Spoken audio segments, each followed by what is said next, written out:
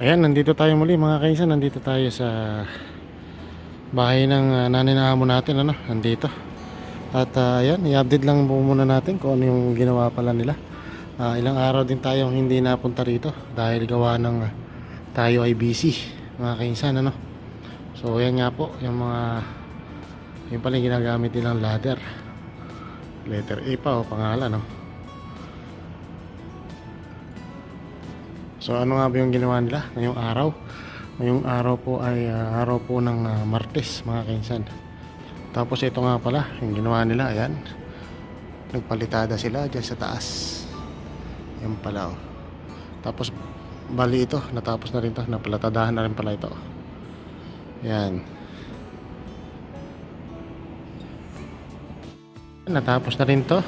Napalitadahan na rin mga kainsan. Tsaka ito, ayan. Yung inasintahan nila rito. Napalatada na rin, natapos na. Ayan. At meron pa silang ginawa rito. Yan po yung ginawa nila, oh. Nakaabang pala yung nag-sinsil sila rito para sa gagawing hose, siguro lalagyan ng hose. So bali ito pati dito, ayan, naplatadahan na rin po, na plastering na mga kaisan. Ayan, dito tumatamba yung amo nila, yung contractual. Ayan, dito sa banda rito natapos na nga rin po, pero halata pa rin yung nila, oh. Yung cement, yung hollow block, pero palatada na po yan. Ayan. Tsaka itong dito sa may CR, titingnan din natin mga kaisan. Ayan nga po, natapos nila, dito, ayan. Tapos na rin dito mga kaisan. Natapos na rin palitadahan yan. Finish na po ito. Tapos bali ito na lang ang hindi pa tapos. Ayan, sinisimulan na nila mga kaisan. Ayan. Medyo madilim. Ito dito sa banda rito, ayan yung CR, pinaka CR niya.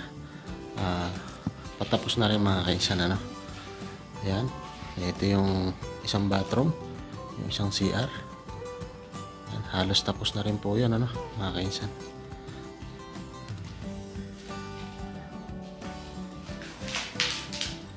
Saka ito, ayan, yan po nga po yung yung box ng kuryente, Tapos bali natapos na rin po nila yung wiring. Ayan.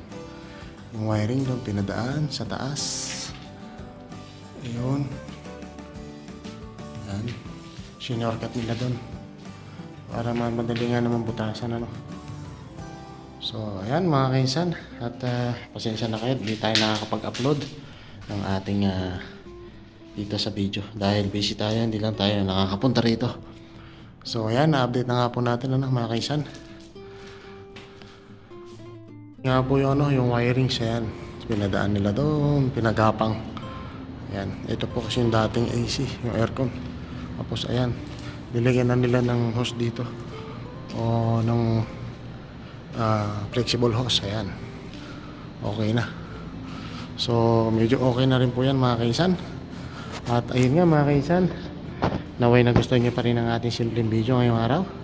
At tara at tayo uuwi na. At mayroon pa tayong kailangan asikasuhin o kailangan natin gawin, mga kaisan. So hanggang sa muli mga kaisan. Ayan, naway na gusto niyo pa rin ang ating simpleng video ngayong araw. So araw po tayo ng baptis ngayon, mga kaisan. So November 14 po tayo mga kaisan. So ayan mga kaisan, yun nga, at nakapunta na rin tayo, nakapag-update na rin tayo doon sa renovation, sa may swimming pool, sa may amo natin, sa may nani ng amo natin, mga kaisan. So yun, at yun nga, meron nga pala tayong babatiin sa November 16. So sa Makalawa na yun, kay Janjan Isigera, sa aking pamangkin. So yun, more blessing pamangkin, more healthy and more strong, and then always take care, and we miss you and we love you. Sa mga inyong magkakapatid, so I miss you.